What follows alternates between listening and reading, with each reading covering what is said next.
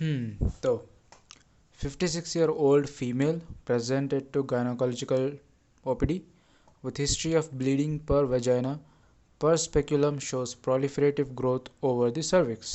ठीक है, तो 56-year-old मतलब मे बी पोस्ट मेनोपॉज। ठीक है, फीमेल है, गायनोकोलॉजिकल वार्ड है, ब्लीडिंग पर वेजाना पर speculum shows proliferative growth. Proliferative growth किस में होता है? कोई ना कोई कैंसर में होता है। ठीक है, और यहाँ पे उन्होंने क्लियरली मेंशन कर दिया है कि सर्विक्स है।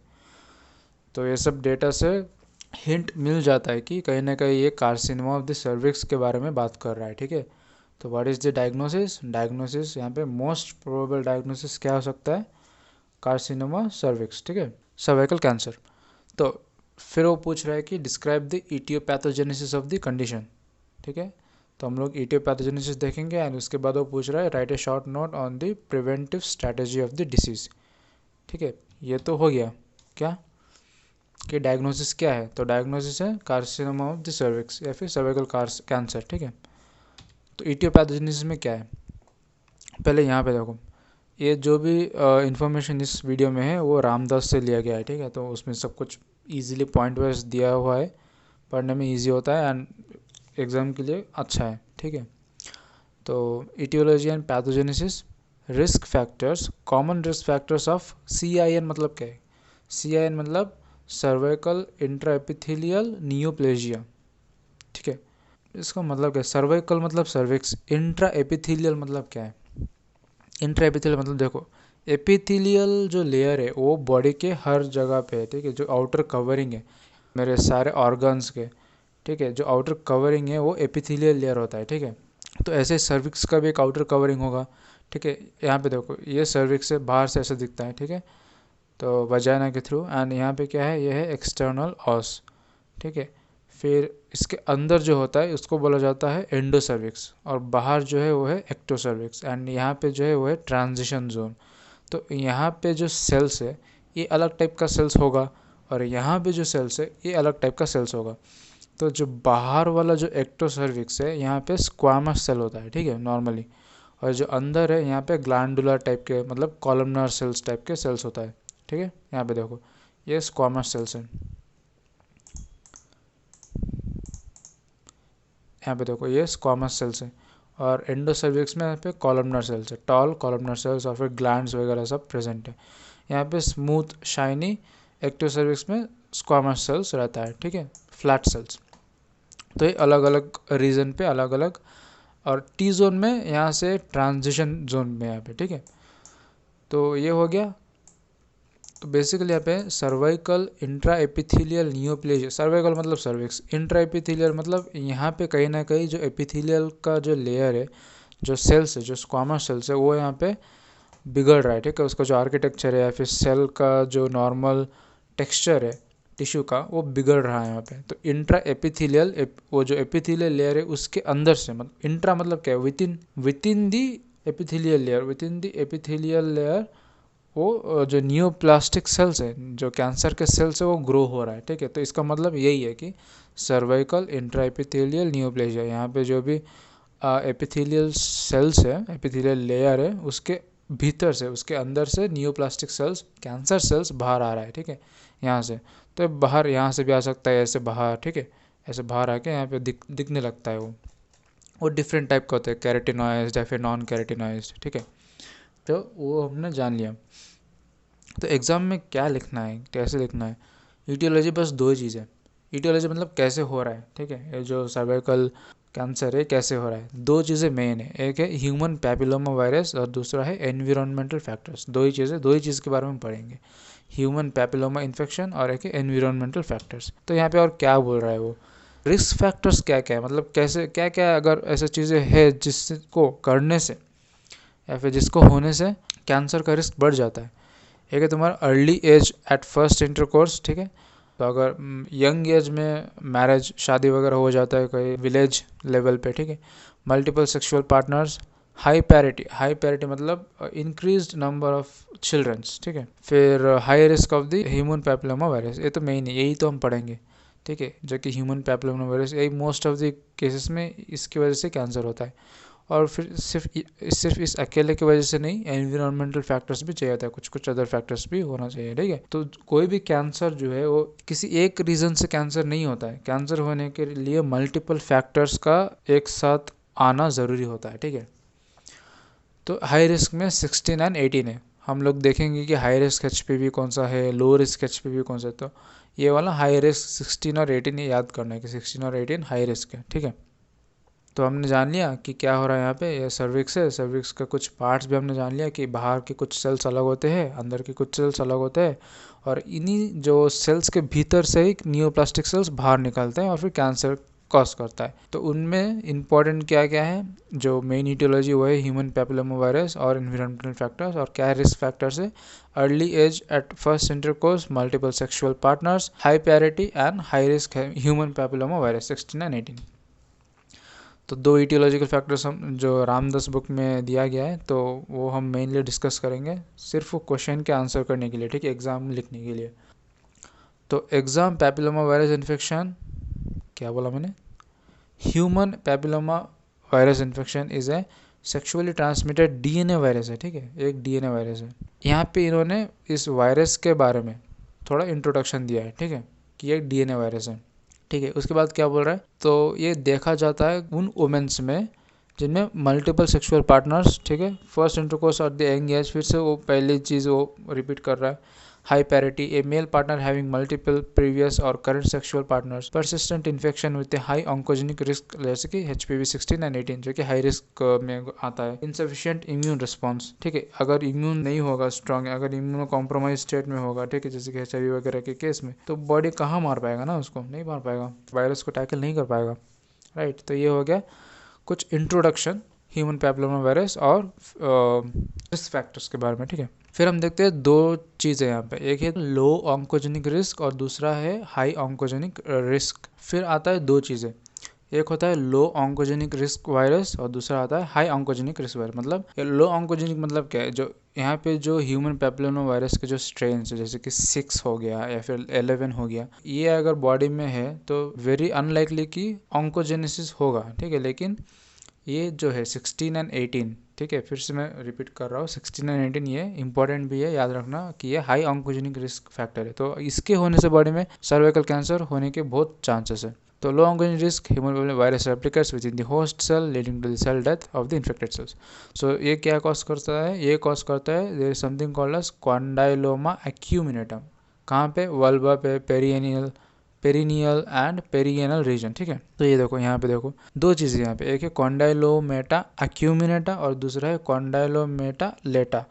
तो ये जो है ये कुछ इस तरह का दिखता है और ये होता है ह्यूमन पैपिलोमा वायरस की वजह से। और ये जो कॉन्डाइलोमेटा लेटा है ये होता है सेकेंडरी सिफिलिस की वजह से, ठीक है। तो ये डिफरेंस है, मतलब कंफ्यूज नहीं होना है कि एक्यूमिनेटा इसका है एंड लेटा इसका है, ठीक है। तो HPV जो ह्यूमन पैपिलोमा वायरस जीनोम है is maintained in the non integrated free episomal extra chromosomal form. तो यहाँ पे क्या हो रहा है, यहाँ पे क्या बोलने की कोशिश कर रहा है कि ये देखो ये जो वायरस है ना ह्यूमन पैपिलोमा वायरस, ये क्या करता है, एक बार होस्ट के सेल के अंदर जाने के बाद उसका जो खुद का DNA होता है वो कुछ प्रोटीन प्रोड्यूस करता है, जैसे कि E6 एंड E7, वो हम नेक्स्ट स्लाइड में डिस्कस करेंगे। लेकिन तो वो जो प्रोटीन बनने के लिए उसको चाहिए कुछ मशीनरी, हमारे सेल से कुछ मशीनरी उसको चाहिए जिससे कि वो प्रोटीन बना सके, E6 और E7।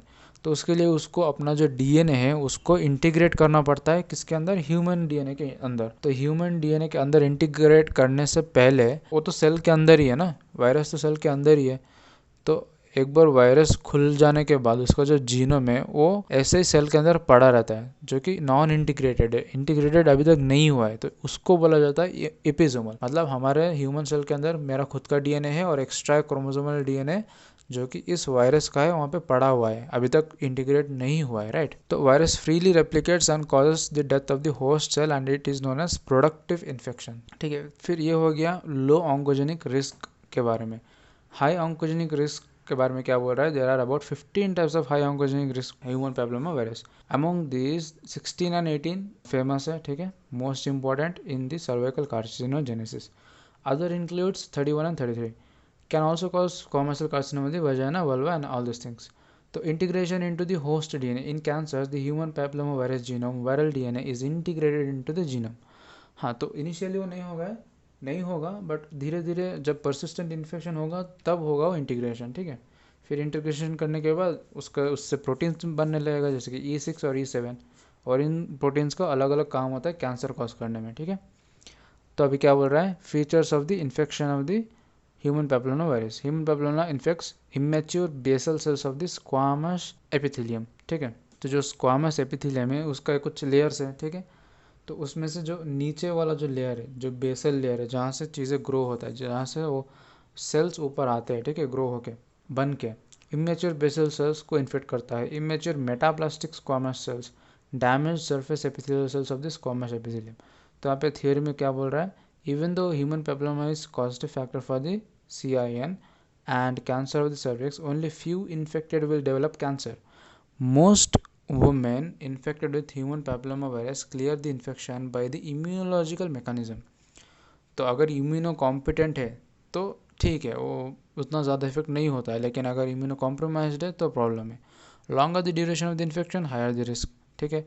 तो जितना देर तक इन्फेक्शन होगा, बार बार अगर इन्फेक्शन होगा तो प्रॉब्लम हो सकता है, तो कैंसर होने के चांसेस बढ़ जाएगा।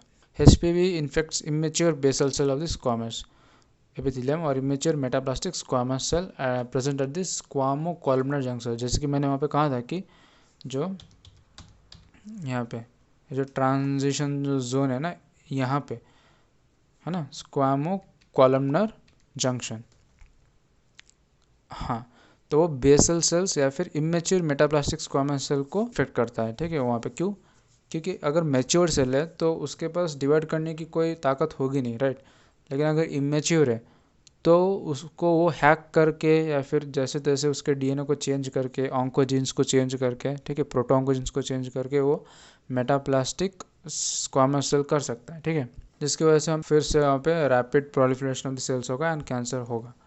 फिर infects only damage surface epithelium and not the mature intact superficial squamous cell, जो कि मैंने भी कहा, in areas of the epithelial break और damage the human papilloma virus can reach the immature cells in the basal layer, ठीक है। तो उसका टारगेट बेसिकली उन सेल्स में रहता है जो कि जिसका मल्टीप्लिकेशन रेट ज़्यादा है। तो यहाँ पे क्या बोल रहा है, replication occurs in the maturing non proliferating squamous cell which normally arrested in the G1। तो एक सेल है जो अभी माइटोसिस करके आया है, ठीक है। तो G1 फेज मतलब अभी नया नया सेल बना है। तो रेप्लिकेशन ऑकर्स इन मैच्योरिंग, तो G1 से S पे जाएगा तो मतलब वो मैच्योरिंग फेज में है, लेकिन अभी प्रोलिफरेट नहीं कर रहा है ना, नॉन प्रोलिफरेटिंग है। तो दो the virus infects only the immature squamous cell. तो ये क्या बोल रहा है, जो सेल है ना ये रेप्लिकेट नहीं कर रहा है अभी, ये जो सेल है। तो वायरस क्या करता है, उसके अंदर जाता है, या तो उसको फोर्स करता है सेल डिवीजन के लिए, या फिर उसका जो सेल डिवीजन का जो मशीनरी है, जो भी DNA या फिर जो भी प्रोटीन्स वगैरह लगता है, ठीक है, रेप्लिकेशन करने के लिए, उसको हाईजैक करके खुद का DNA का सिंथेसिस कर देता है, ठीक है।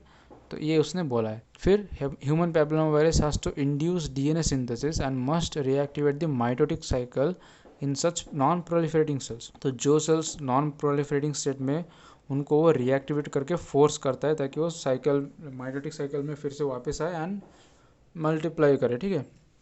एंड जिसकी वजह, उसके लिए तो ये अच्छी बात है, हमारे लिए क्या है, कैंसर है।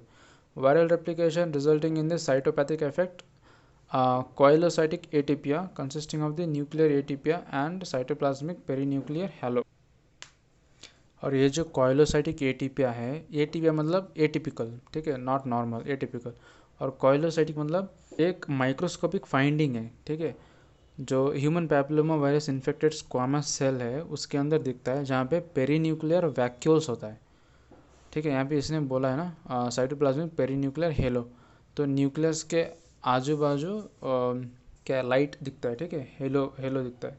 Oncogenesis by human papilloma virus, तो high risk human papilloma virus expresses E6 and E7 protein, जो कि मैं बहुत बार बोल चुका हूँ ऑलरेडी कि E6 protein and E7 protein. तो यहाँ पे क्या है, high risk human papilloma virus typic types over express E6 and E7 oncoproteins that are responsible for the oncogenesis. Actions of the E7 protein of the, एक है E7 का action क्या है, इनएक्टिवेशन ऑफ द रेटिनोब्लास्टोमा।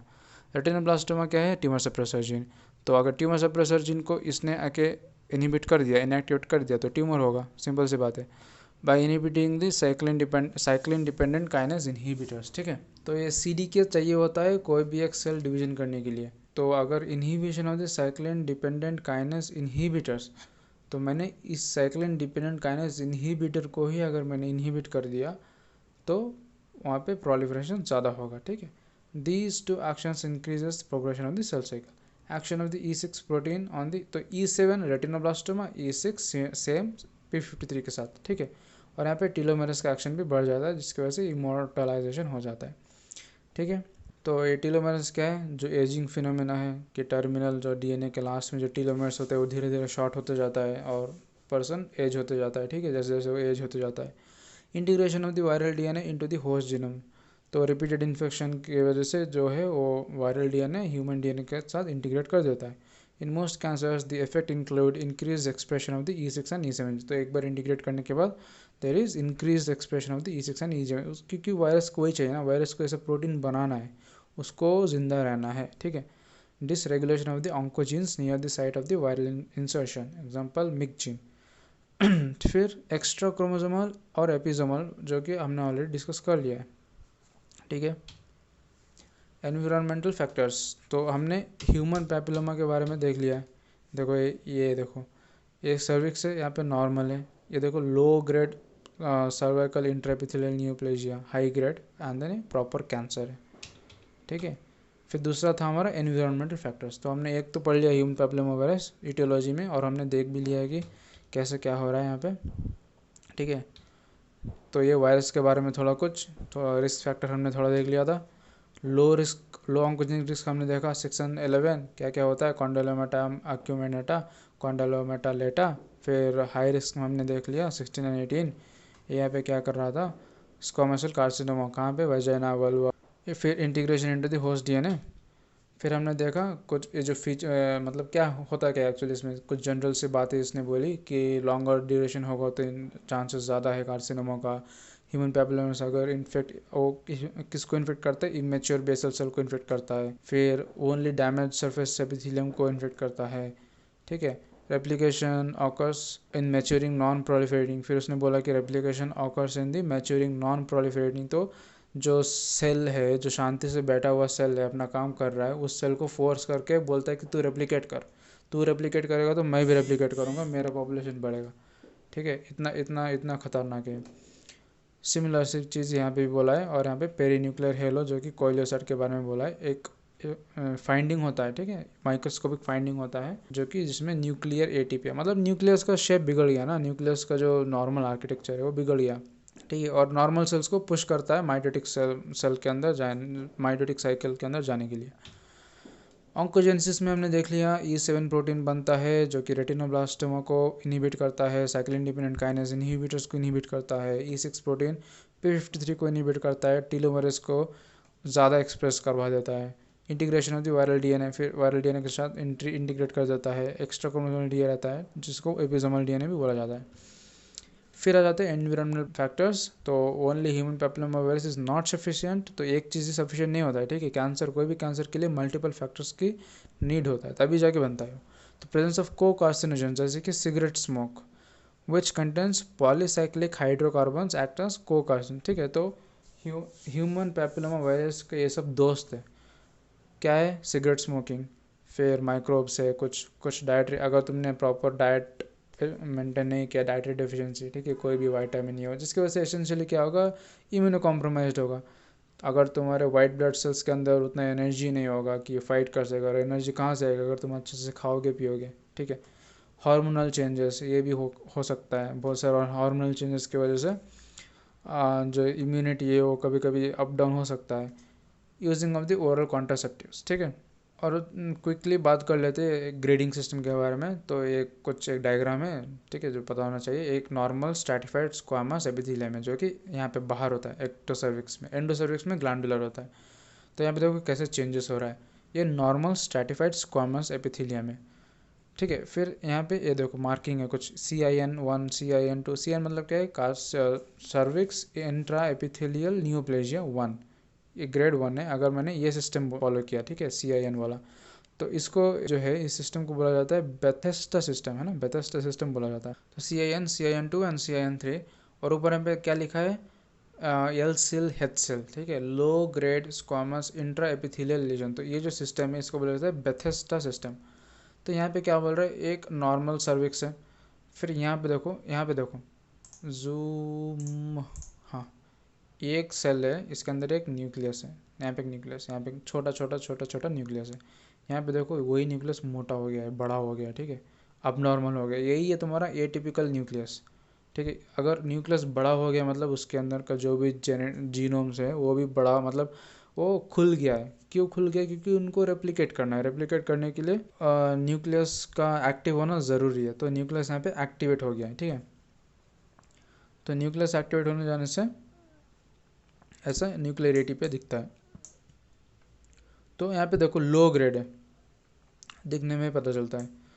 यहाँ पे देखो, यहाँ से लेके यहाँ तक इसको बोला जाता है high grade squamous intraepithelial legion. ठीक है, तो पहले यही सिस्टम था, CIN1, CIN2, CIN3, लेकिन ये मॉडिफाइड सिस्टम है जहाँ पे तो माइल्ड डिस्प्लेशिया, यहाँ पे जो माइल्ड डिस्प्लेशिया हो रहा है इसको एलसेल बोला जाता है, और फिर मॉडरेट डिस्प्लेशिया, सीवियर डिस्प्लेशिया और carcinoma in Situ. Carcinoma in Situ का मतलब क्या है? कार्सिनोमा तो कैंसर है, इन सिटू मतलब लोकल, मतलब अभी तक ये जो क्या है, जो सेल्स है ये इस मेम्ब्रेन को ब्रेक करके बाहर नहीं आया है, या फिर बेसमेंट मेम्ब्रेन को ब्रेक करके कहीं और नहीं चला गया है, अभी भी लोकलाइज्ड ही है, जहाँ से वो ओरिजिनेट हुआ था वहीं पे है। ठीक है, ओरिजिन के आजू बाजू या फिर वहीं पे। अगर वो यहाँ पे देखो, इस फोटो में क्या हो रहा है, जो ब्रेक करके चले जा रहे हैं यहाँ वहाँ पे, तो ये इन्वेजिव हो जाता है। इन्वेजिव मतलब लोकल जो ओरिजिन उसका हुआ था वहाँ से कहीं और चले जाना, जो कि मेटास्टेसिस है। ठीक है, तो क्या है, नॉर्मल है। फिर हमारे पास एल सेल है यहाँ पे, जो कि माइल्ड डिस्प्लेसिया CIN1 तक। CIN2, CIN3 H सेल में आ जाता है, high grade squamous intraepithelial lesion. Moderate dysplasia, severe dysplasia, carcinoma in situ और इन्वेजिव। ठीक है, ये खतरनाक है, ये भी बहुत खतरनाक है। अगर इसको अच्छे से फिर अगर जैसे जैसे जा रहा है, अगर ट्रीट नहीं किया गया, अगर उस एजेंट को, पेशेंट को अगर अटेंशन नहीं दिया गया है तो इन्वेजिव कार्सिनोमा में चला जाएगा। ठीक है, फिर एक फ्लो चार्ट टाइप है। तो ह्यूमन पैपिलोमा वायरस कैसे आता है? Sexual activity, HPV exposure, duration of the exposure, immune status के लो होने से, कुछ जेनेटिक सक्सेप्टिबिलिटी और कुछ अदर फैक्टर्स है। तो लो रिस्क क्या है? 611, हाई रिस्क क्या है? 16 एंड 18। एपिसोमल इन्फेक्शन कॉन्डाइलोमेटा एक्यूमिनेटम। ठीक है, ये लो रिस्क वाले कॉन्डाइलोमेटा एक्यूमिनेटा करते हैं, और हाई रिस्क वाले पहले एल सेल जो कि CIN1 है, फिर H सेल जो कि CIN2 एंड 3 है। तो ऐसे ऐसे धीरे धीरे प्रोग्रेसिव होगा। फिर इन्वेजिव कार्सिनोमा, इससे पहले यहाँ पे कार्सिनोमा इन सिटू, फिर invasive carcinoma and then metastasis.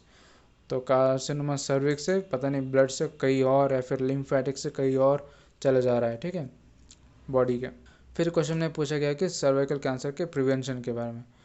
तो ये बुक में दिया है कि प्रोफाइलेक्टिक वैक्सीन पाया जाता है। ठीक है, ह्यूमन पैपिलोमा वायरस वैक्सीन, जो कि टाइप है मतलब किस किस टाइप के अगेंस्ट पाया जाता है, 6, 11, 16 और 18। जो 16 और 18 है ये हाई रिस्क है, तो इसके वही जो वैक्सीन पाया जाता है। The vaccine is prepared from the non infectious DNA free virus like particle produced by the recombinant technology बनाया जाता है। It produces high level of the serum antibodies in vaccinated individual. ठीक है, ह्यूमन पैपिलोमा वायरस के against मतलब vaccine के लिए आए थे हमारे कॉलेज में, एक मैडम आए थे जो, ठीक है, 1 घंटे का लेक्चर लिया था कि वैक्सीन ले लो, वैक्सीन ले लो।